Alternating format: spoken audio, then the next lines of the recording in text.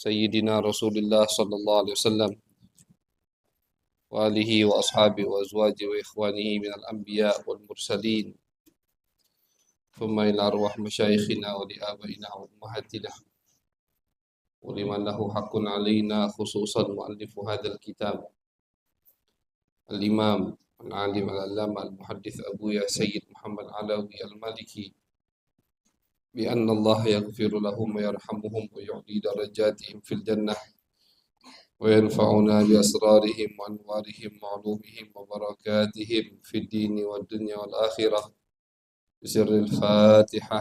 أعوذ بالله من الشيطان الرجيم. الحمد لله.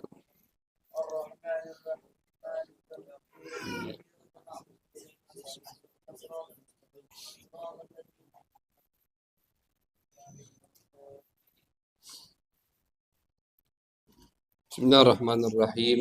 وبالسند المتصل إلى المؤلف الإمام العالم العلامة أبويا سيد محمد علوي المالكي الحسني رحمه الله تعالى ونفعنا به وبعلومه وبعلوم مشايخنا وبعلوم سائر الصالحين في الدارين آمين. إلى أن قال في كتابه أدب الإسلام في نظام الأسرة، إلى أن قال الآداب التي تخص علاقات الأسرة بغيرها،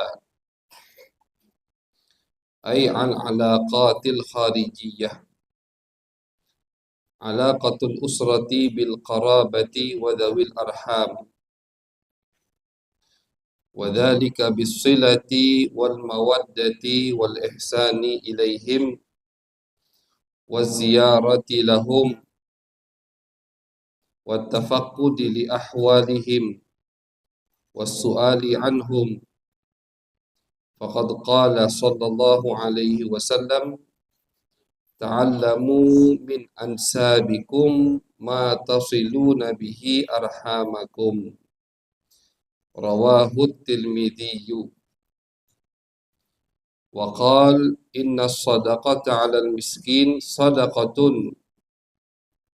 وعلى ذي الرحم اثنتان صدقة وصلة. رواه النسائي. علاقة الأسرة بالخدم، وذلك بالإحسان والرفق وترك التكبر عليهم أو استكدارهم. قد قال صلى الله عليه وسلم موصيا بهم: هم إخوانكم جعلهم الله تعالى تحت أيديكم فأطعموهم مما تأكلون واكسوهم مما تلبسون ولا تكلفوهم ما يغلبهم. علاقة الأسرة بالجار، وذلك بإكرامه والإحسان إليه، وبالأولى ترك أذيته وسبابه والوقيحة به. وقد قال صلى الله عليه وسلم: لا يؤمن عبد حتى يأمن جاره بوائقه. وقال: من كان يؤمن بالله واليوم الآخر فليكرم جاره. Alhamdulillah, puji syukur kehadirat Allah Subhanahu wa taala. Salawat dan salam kita haturkan kepada baginda besar Nabi Agung Nabi Muhammad sallallahu alaihi wasallam. Alhamdulillah, ibu-ibu yang dirahmati oleh Allah. Alhamdulillah, di malam hari yang berkah insyaallah kita masih diberikan kesempatan oleh Allah Subhanahu wa taala untuk duduk bersama di tempat yang insyaallah diberkahi oleh Allah, di tempat yang insyaallah dirahmati oleh Allah Subhanahu wa taala, guna melanjutkan kajian rutinan setiap bulannya, yaitu pembacaan daripada kitab Adabul Islam fi Nizamil Usrah karya Abuya Sayyid Muhammad Alawi Al-Maliki Al-Hasani. yang mana pada malam hari ini kita berada di bab Abuya akan menyebutkan adab-adab yang berkaitan dengan keluarga secara umum. Al-adab allati takhussu alaqatil usrati bighairiha. Adab yang berkaitan dengan keluarga secara umum dan adab yang berkaitan dengan keluarga dan orang-orang yang tinggal bersama atau di dekat keluarga tersebut. Yang pertama yaitu alaqatul usrati bil qarabati wa dawil arham. Bagaimana ikatan keluarga sesama keluarga. Al-qarabah, sesama keluarga. Wa dawil arham, yang memiliki hubungan keluarga. Anak kepada bibinya, kepada pamannya, pada kakek atau neneknya, sesama sepupu. Itu yang dimaksud oleh Abuya.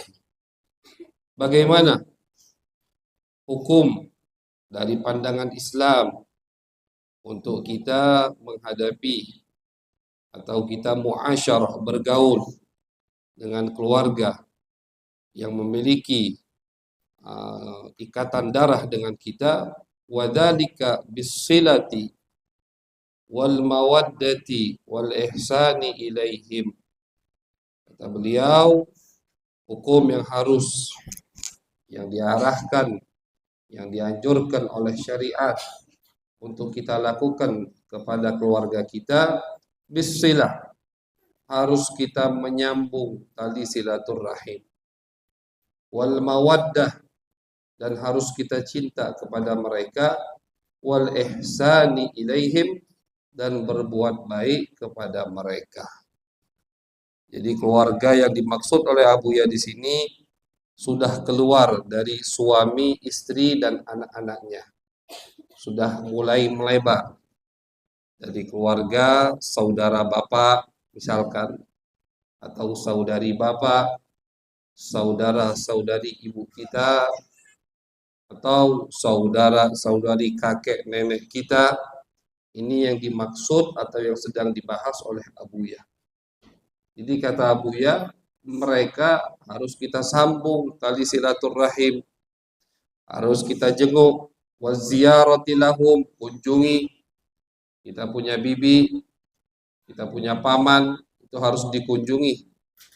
Bahkan di dalam satu hadis Nabi besar Muhammad SAW, beliau pernah bersabda, jangankan saudara bapak ibu kita, teman-teman bapak ibu kita saja, itu kata Nabi dianjurkan untuk kita menyambung tali silaturahim kepada mereka. Rahimallahu waladan, kata Nabi di dalam satu hadis. Mudah-mudahan Allah memberi rahmat seorang anak yang menyambung wudda abihi, yang menyambung tali silaturahim dengan siapa? Dengan teman-teman dekat bapak dan ibunya. Jadi bukan hanya keluarga atau bukan hanya sekedar saudara-saudari orang tua kita, bahkan teman dari orang tua kita pun setelah orang tuanya meninggal, itu dianjurkan oleh Nabi besar Muhammad SAW untuk kita menyambung tali silaturahim tersebut. Wa ziyarati lahum, kunjungi mereka. Wa tafaqqudi li ahwalihim, tanya kabar mereka. Apalagi sekarang alhamdulillah kita sudah gampang untuk menanyakan kabar saudara kita walaupun jauh dari kita. Telepon, tanya apa kabarnya. Dalam hal sesepele itu kita mendapatkan doa dari Nabi Muhammad SAW. Atau WhatsApp, Assalamualaikum, tanya apa kabarnya bibi, apa kabarnya paman. Jangan dianggap remeh. Itu hal yang kita lakukan dapat doa rahmat, jaminan rahmat dari Nabi besar Muhammad sallallahu alaihi wasallam. Jangan nelponnya itu kalau butuh duit saja. Kadang keluarga jadi keluarga kalau lagi butuh duit. Lagi butuh duit baru assalamualaikum. Sehingga bibinya tahu, ini kalau udah assalamualaikum dari keponakan aku ini lagi butuh duit berarti. Jangan seperti itu. Telepon, WhatsApp, SMS, kirim pesan, tanya, kalau dekat datangi. Karena semua itu akan dianggap atau dianggap ibadah oleh Allah Subhanahu wa taala. Wassu'ali anhu. Faqad qala sallallahu alaihi wasallam, karena kata beliau Nabi besar Muhammad SAW pernah bersabda, ta'allamu min ansabikum. Kata Nabi, pelajarilah nasab-nasab kalian, kerabat kalian. Tanya, apalagi yang muda-muda, tanya sama yang tua. Biasanya yang muda ini paling tidak tahu tentang apa? Tentang keluarga. Tidak tahu ternyata fulan pamannya.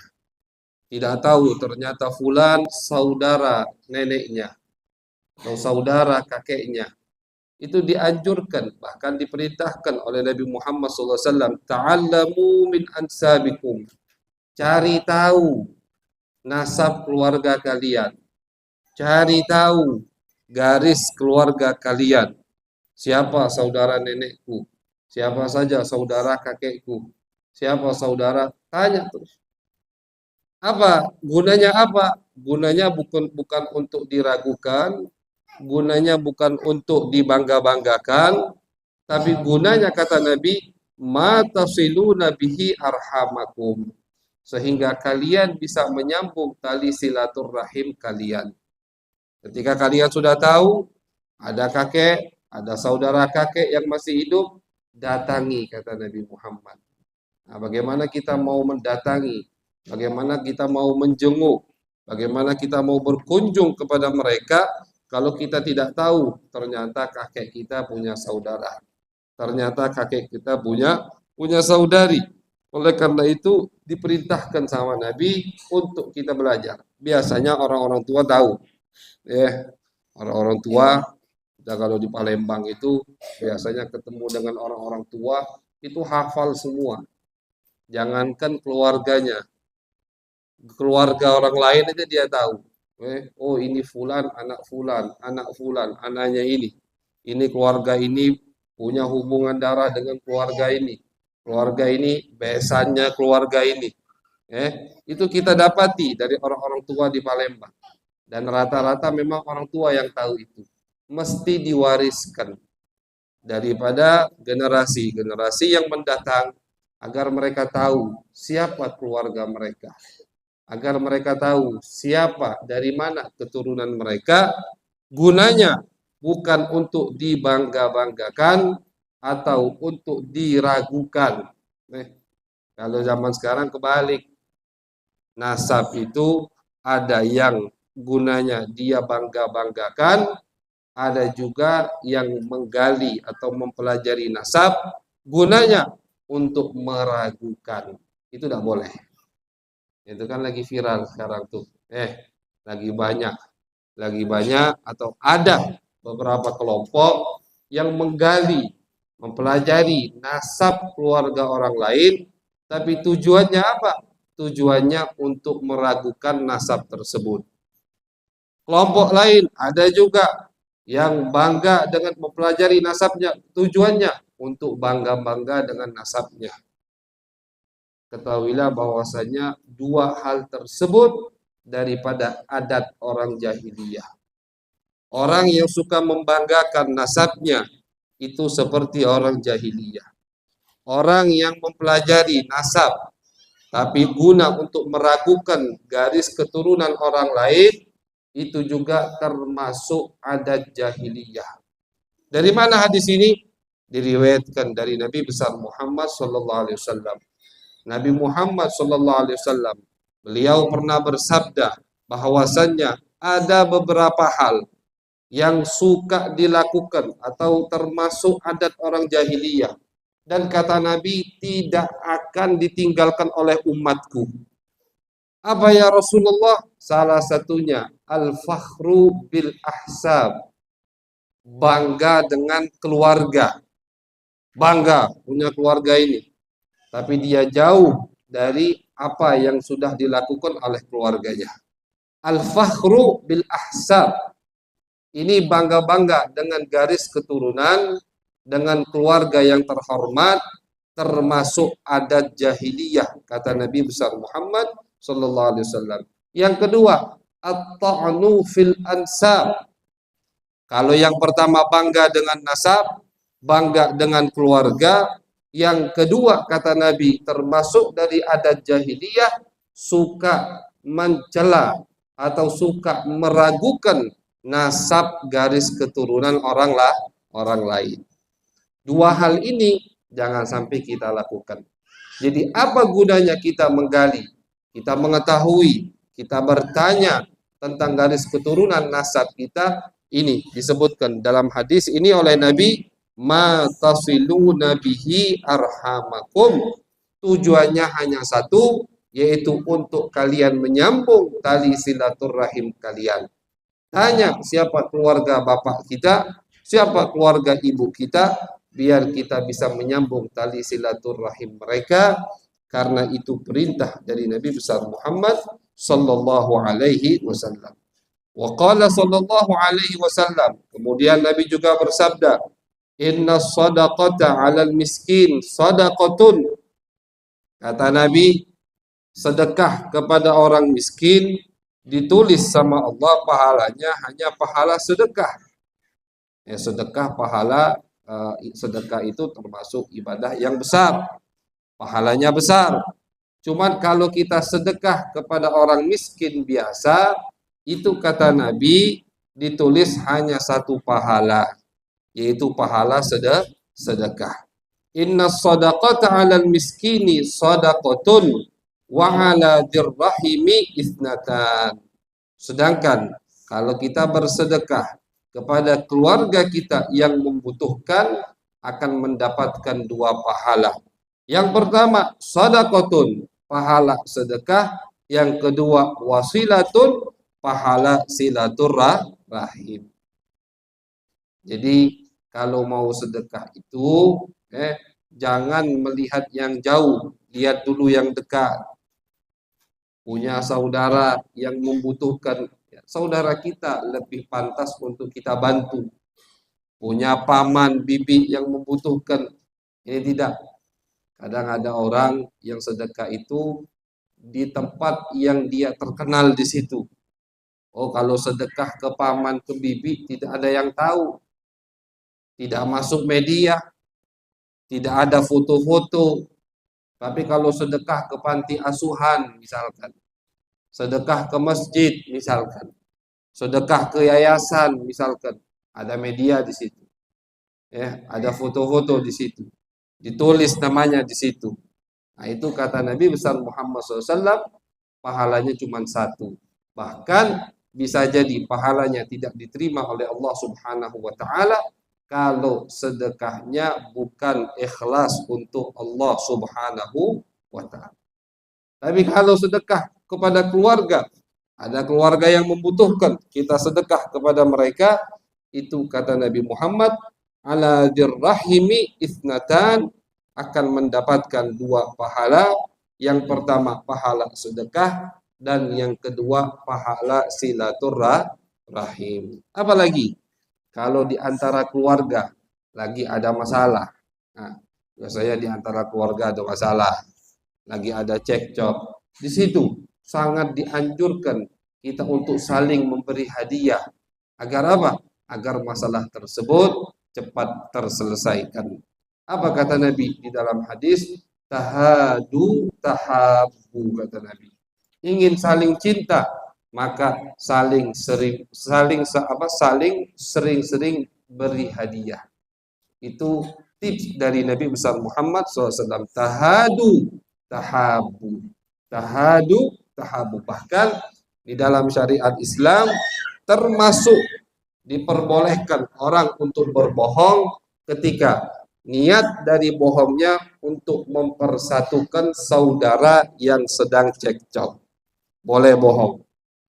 Misalkan si Z datang ke Salim, mengatakan kepada Salim, Salim, ini ada uang dari kakakmu Amr. Padahal Amr tidak ngasih uang ke Salim. Z-nya bohong. Ini ada hadiah dari kakakmu. Kemudian si Z datang ke Amr, mengatakan ke Amr, wahai Amr, ini ada hadiah dari adikmu Salim. Bohong padahal. Itu bohong diperbolehkan oleh syariat.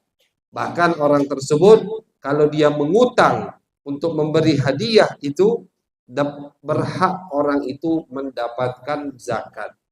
Berhak mendapatkan zakat karena untuk mempersatukan keluarga yang sedang ada masalah. Jadi kalau kita ikuti, ibu-ibu yang dirahmati oleh Allah, kita ikuti saran Nabi Muhammad, kita ikuti arahan Nabi Muhammad, kita ikuti ajaran sunnah Nabi Muhammad, maka insya Allah tidak ada masalah di dalam keluarga kita. Tidak ada cekcok di keluarga kita. Tidak ada problem di keluarga kita karena mengikuti jalan yang sudah dialurkan, diarahkan oleh Nabi kita, Nabi besar Muhammad sallallahu alaihi wasallam. Kemudian yang kedua, alaqatul usrati bil khadam. Ikatan keluarga dengan al-khadam. Yang dimaksud khadam di sini adalah budak, hamba sahaya. Yang dimaksud khadam di dalam kitab Abuya ini adalah budak, hamba sahaya, bukan pembantu, bukan. Wadzalika bil ihsani war rifqi wa tarki takabburi alaihim aw istikdarihim. Jadi Nabi besar Muhammad, syariat Islam bahkan mengajarkan kepada kita akhlak bagaimana kita bergaul dengan budak hamba sahaya kita. Ini budak hamba sahaya. Hamba sahaya itu ibu-ibu seperti benda mati. Itu hamba sahaya. Hamba sahaya itu boleh diperjualkan. Orang yang memiliki hamba sahaya, kemudian dia meninggal, maka jadi warisan. Itu hamba sahaya. Nah, jadi ini ajaran Nabi. Akhlak Nabi. Suri tauladan Nabi kepada hamba sahaya, bukan pembantu, bukan, atau asisten rumah tangga, bukan. Kalau asisten rumah tangga jelas kedudukannya lebih tinggi daripada budak.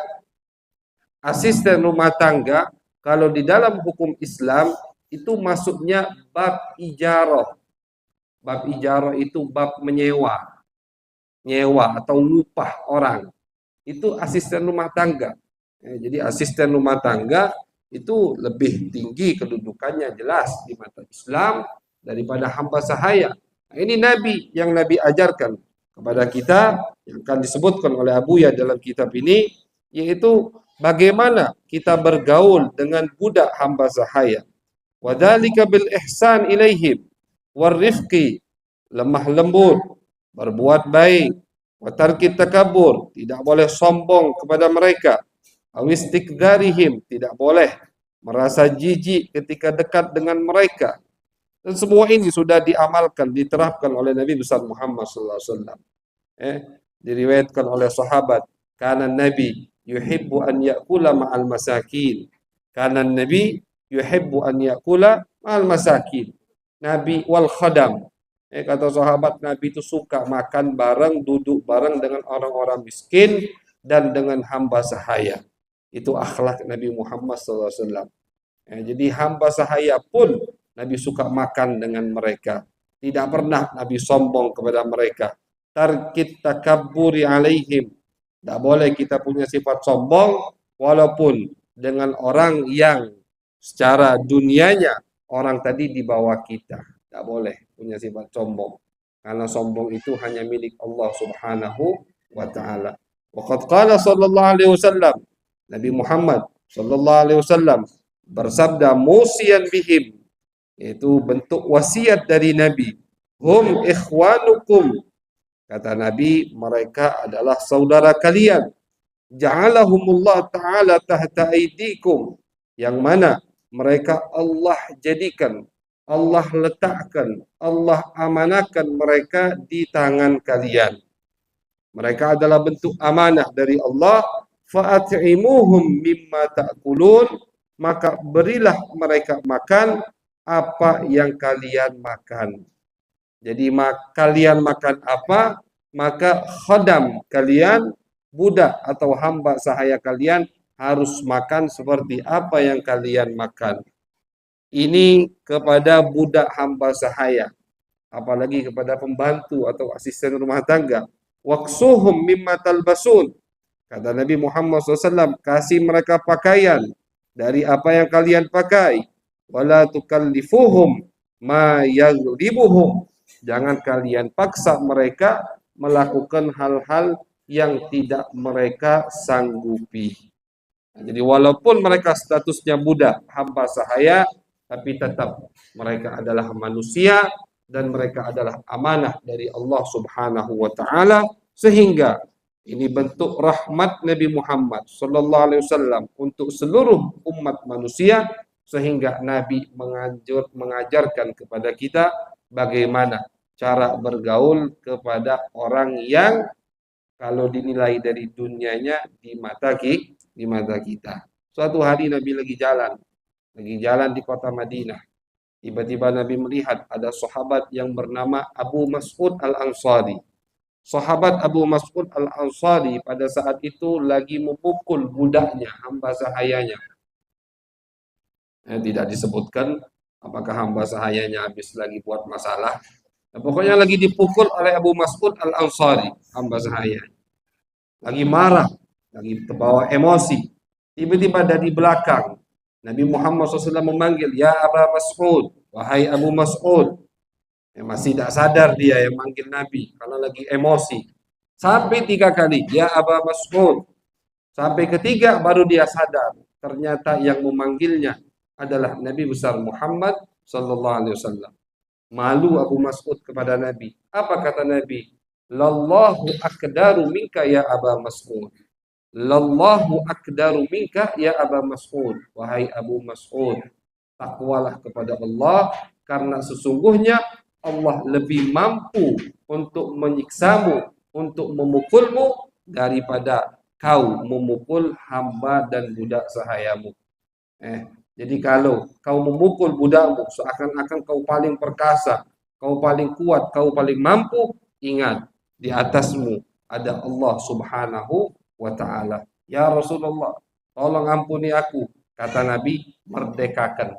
Biar kau diampuni oleh Allah, maka merdekakan budakmu. Dimerdekakan sama Abu Mas'ud, dan dia bersumpah, aku bersumpah ya Rasulullah, tidak akan pernah lagi memukul budak atau hamba sahaya. Ini akhlak Nabi besar Muhammad sallallahu alaihi wasallam. Kalau bersama pembantu, diriwayatkan oleh Anas bin Malik. Anas bin Malik adalah pembantu Nabi, bukan budak, pembantu. Ummu Sulaim, ibu Anas bin Malik, itu ketika Nabi Muhammad SAW hijrah ke kota Madinah, orang ada yang beri uang, ada yang ngasih Nabi makanan, ada yang ngasih Nabi perabotan rumah. Ummu Sulaim, perempuan yang salihah dan zakiyah, cerdas, datang kepada Nabi Muhammad SAW dengan membawa anaknya yang berumur 10 tahun. Apa kata Ummu Sulaim? Ya Rasulullah, kalau fulan bawa perabotan rumah, kalau ada yang ngasih kamu hadiah uang, macam-macam, aku tidak punya apa-apa ya Rasulullah. Tapi aku punya Anas ya Rasulullah. Aku punya ini anak, umurnya 10 tahun. Aku hadiahkan, aku berikan, aku wakafkan anakku ini untuk khidmat kepadamu ya Rasulullah. Anas bin Malik.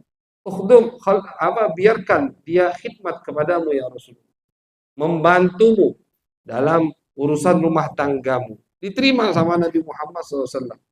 Dari Nabi hijrah sampai Nabi meninggal dunia, Anas bin Malik statusnya pembantu Nabi Muhammad Sallallahu Alaihi Wasallam. Apa yang dikatakan Anas? Anas bin Malik mengatakan, ketika Nabi sudah wafat, kata Anas, khadamtun Nabi asyara sinin. Aku khidmat, aku jadi pembantu Nabi selama 10 tahun. Selama 10 tahun. Ma darabani qattu. Nabi tidak pernah memukul aku, kata Anas. Wala qaharani au atabani. Nabi tidak pernah membentakku, kata Anas. Wala, Nabi juga tidak pernah mengatakan kepadaku, lima fa'alta hada ya Anas. Anas, kenapa kau lakukan ini? Atau Anas, kenapa kau tidak lakukan ini? Itu semua tidak pernah diucapkan oleh Nabi besar Muhammad sallallahu alaihi wasallam. Akhlak yang mulia dari Nabi kita, bergaul, bagaimana cara bergaul dengan pembantu yang ada di rumahnya. Bahkan Anas pernah menceritakan, suatu hari aku lagi diperintahkan sama Nabi untuk satu hajat.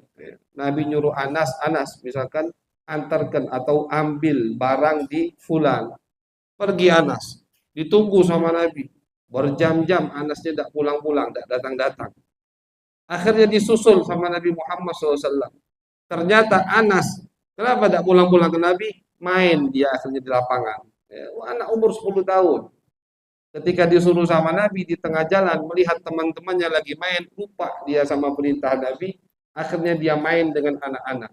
Nabi nunggu di rumah lawah. Disusul sama Nabi Muhammad SAW. Ketika disusul sama Nabi, dijawil telinganya oleh Nabi besar Muhammad SAW. Lihat Nabi, apakah Nabi marah? Tidak, kata Anas. Tabassama fi wajhi. Nabi hanya senyum di mukaku. Itu akhlak Nabi besar Muhammad sallallahu alaihi wasallam. Jadi Nabi bukan hanya memerintahkan, Nabi bukan hanya menganjurkan, Nabi bukan hanya mengatakan, mengucapkan hadis-hadis kepada kita, bagaimana kita bergaul dengan asisten rumah tangga kita, tapi dipraktekkan sama Nabi besar Muhammad sallallahu alaihi wasallam, yang mana di zaman sekarang orang makin butuh dengan adab tersebut. Banyak kasus asisten rumah tangga yang mengadu dari majikannya, ada yang kasar, ada yang ini, ada yang itu. Kenapa ini? Karena mereka semua jauh dari sunnah Nabi besar Muhammad sallallahu alaihi wasallam. Kemudian yang ketiga, alaqatul usrati bil jar. Bagaimana ikatan satu keluarga bil jar dengan tetangganya. Jadi Islam ini bukan hanya memperhatikan masalah rumah tangga, juga keluarga diperhatikan oleh Islam, sampai pembantu diperhatikan oleh Islam, sampai keluar rumah tetangga juga diperhatikan oleh Islam. Wa dzalika bi ikramihi wal ihsan ilaihi wa bil aula tarku adiyatihi wa sibabihi wal waqi'ati bihi. Kata Abu Ya, bagaimana ikatan, bagaimana cara bergaul seorang keluarga kepada tetangganya? Biikramihi, dengan memuliakannya. Wal ihsan ilaihi, dengan berbuat baik kepadanya. Wabil aula, dan lebih lagi tarku adiyatihi, tidak mengganggunya.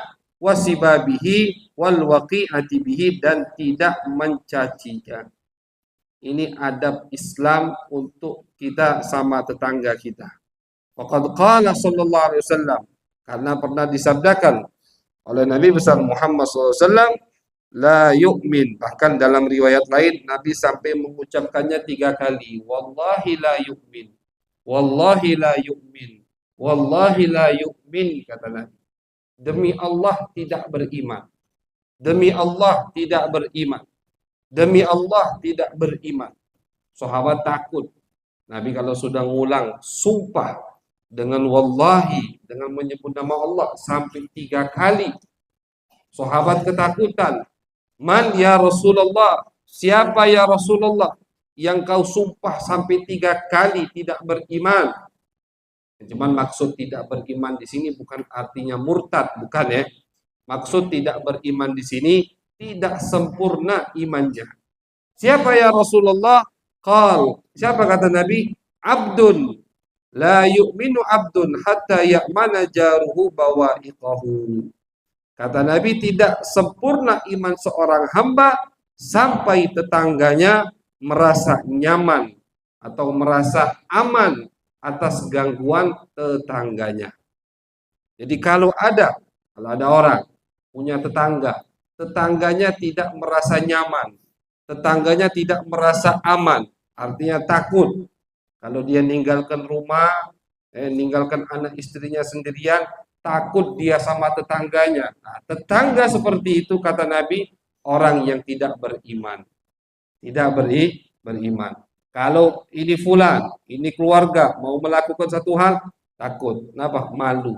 Nanti dicaci sama tetangga. Itu tetangga tidak beriman. Kalau misalkan dia ada masalah, kemudian tetangga takut tetangganya tahu. Kenapa? Takut nanti disebarkan oleh tetangganya. Itu tetangga yang tidak beriman. Itu kata Nabi Muhammad SAW. Bahkan di hadis lain, Nabi Muhammad SAW, beliau mengatakan, mazala Jibril yusini bil jar hatta dhanantu annahu sayuwarrithuhu. Kata Nabi, Jibril itu terus sering berwasiat kepadaku tentang hormat, tentang baik, menjaga tetangga, sampai-sampai aku kira, kata Nabi, tetangga sama tetangga akan saling mewarisi. Saking apa? Saking Jibril terus berwasiat kepada Nabi. Untuk selalu Nabi berbuat baik kepada tetangganya. Dan itu diterapkan oleh Nabi besar Muhammad Sallallahu Alaihi Wasallam. Diceritakan Nabi Muhammad punya tetangga Yahudi, seorang Yahudi. Tetangga Yahudi. Yahudi ini tiap hari Tiap hari kerjaannya ganggu Nabi Muhammad Sallallahu Alaihi Wasallam. Sampai terdengarlah kepada Nabi bahwasannya si Yahudi ini punya anak sakit. Sakitnya udah parah, sudah mau meninggal. Akhirnya dijenguk sama Nabi Muhammad SAW. Didatangi sama Nabi. Ditanya apa kabarnya. Kemudian Nabi katakan, Qul kalimatan. Katakan, kata Nabi, satu kalimat yang bisa aku nanti menyelamatkan kamu di akhirat sana. Diajak masuk Islam. Ini tetangga. Tiap hari ganggu Nabi bapaknya. Anaknya sakit, dijenguk sama Nabi Muhammad Sallallahu Alaihi Wasallam. Bahkan diajak masuk Islam oleh Nabi Muhammad SAW. Akhirnya itu anak masuk Islam, sehingga Nabi senang. Nabi keluar dari rumah dan Nabi mengatakan, terima kasih, segala puji syukur kepada Allah yang telah menyelamatkan anak tersebut dari api neraka. Jadi tetangga Yahudi pun ketika anaknya sakit dijenguk oleh Nabi besar Muhammad Sallallahu Alaihi Wasallam. Waqal, dan Nabi juga mengatakan, "Man yu'minu billah wal yawmil akhir falyukrim jarahu." Kata Nabi, barang siapa yang beriman kepada Allah dan iman kepada hari akhir, falyukrim jarahu, maka dia harus memuliakan tetangganya. Ini wasiat dari Nabi besar Muhammad Sallallahu Alaihi Wasallam. Jadi wasiat dari Nabi malam hari ini untuk kita agar kita menyambung tali silaturahim. Itu wasiat dari Nabi. Barang siapa, dalam satu hadis Nabi mengatakan, barang siapa yang ingin umurnya panjang, ingin rezekinya luas, ingin anak keturunannya banyak, falyasil rahimah, maka sambunglah tali silaturahim. Itu jaminan dari Nabi. Barang siapa yang ingin umurnya panjang, ingin rezekinya luas, ingin anak keturunannya banyak, falyasil rahimah, maka sambunglah tali silaturahim. Dan kita dapati memang, kita lihat fakta dan nyatanya, setiap orang yang sering menyambung tali silaturahim, itu orang hidupnya pasti berkah. Hidupnya pasti berkah. Kenapa? Janji Nabi besar Muhammad Sallallahu Alaihi Wasallam. Kemudian wasiat yang kedua, Nabi mengajarkan kita bagaimana kita bergaul dengan pembantu atau asisten rumah tangga kita, dengan hadis-hadis tadi yang disebutkan. Bahkan di dalam riwayat lain, Nabi Muhammad SAW ketika beliau mau meninggal dunia, termasuk terakhir yang diucapkan oleh Nabi, harus kita bergaul dengan baik kepada asisten rumah tangga kita. Nah, jadi termasuk wasiat terakhir Nabi, selain masalah sholat, selain masalah suami harus berbuat baik kepada istrinya, juga termasuk wasiat terakhir Nabi sebelum beliau meninggal, kita harus berbuat baik kepada asisten rumah tangga kita. Itu wasiat kedua malam hari ini. Kemudian wasiat yang ketiga, harus kita berbuat baik kepada tetangga kita tadi. 3 kali Nabi bersumpah bahwa tidak sempurna iman seseorang kalau dia tidak berbuat baik kepada tetangganya. Bahkan Nabi Muhammad sallallahu alaihi wasallam pernah suatu hari berkata kepada Abu Dzar Al-Ghifari, kata Nabi, wahai Abu Dzar, kalau kau masak, lagi bikin kuah, lagi bikin masakan yang enak, maka fal tukthir maraqahu. Kata Nabi, perbanyak kuahnya wahai Abu Dzar. Kenapa? Biar kuahnya ini kau bagi kepada tetangga-tetanggamu. Dalam satu hadis lain, Nabi Muhammad SAW mengatakan, tidak sempurna atau tidak iman, Allah akan murka kepada satu rumah yang tidur di malam hari kalau dia tahu tetangga sebelahnya kelaparan di malam tersebut. Itu hadis dari Nabi Muhammad SAW. Kata Nabi, Allah akan murka kepada satu rumah kalau dia tidur di malam hari, sedangkan dia tahu tetangganya kelaparan tidak bisa tidur di malam tersebut. Diriwayatkan ada satu sahabat, sahabat-sahabat mengatakan kepada Nabi, ya Rasulullah, ada fulana, ada satu perempuan ya Rasulullah, tukfiru siyam wa tukfiru sholat. Ini perempuan banyak sholat, ini perempuan banyak puasa, ini perempuan banyak baca Al-Quran. Walakin tu'di kirataha bilisaniha. Tapi ini perempuan ya Rasulullah, mulutnya pedes kalau kepada tetangganya. Suka komentar, suka ngomongi, suka jahat mulutnya kepada tetangganya. Apa kata Nabi? Hiya finnar. Itu perempuan di api neraka. Ini perempuan banyak sholat, banyak puasa, banyak zakat, tapi karena lidahnya itu suka mencaci, suka mengganggu tetangganya, kata Nabi, hiya finnar. Sholatnya tidak manfaat, puasanya tidak ada manfaat, sedekahnya tidak ada manfaat karena dia mengganggu tetangganya. Kemudian sahabat lain mengatakan, ada juga ya Rasulullah perempuan puasanya tidak banyak, zakatnya tidak pernah dan tidak punya uang. Sholatnya biasa saja ya Rasulullah, tapi dia menghormati, dia baik, dia menjaga tetangganya. Kata Nabi, dia fil jannah. Kalau yang itu ada di surga. Jadi apa namanya, mau masuk surga itu bukan hanya butuh dengan ibadah, bukan hanya kita harus banyak ibadah, sholat, zakat. Hablum minallah wa hablun minan nas. Jangan lupakan itu. Ada garis, ada ikatan kita kepada Allah, ada ikatan kita kepada manusia. Kalau kita cuman fokus kepada hablum minallah, tidak hablum minan nas, seperti perempuan tadi, kata Nabi, hiya finnar, dia ada di dalam api neraka. Na'udzubillah min dzalik. Mudah-mudahan kita bisa mengamalkan apa yang kita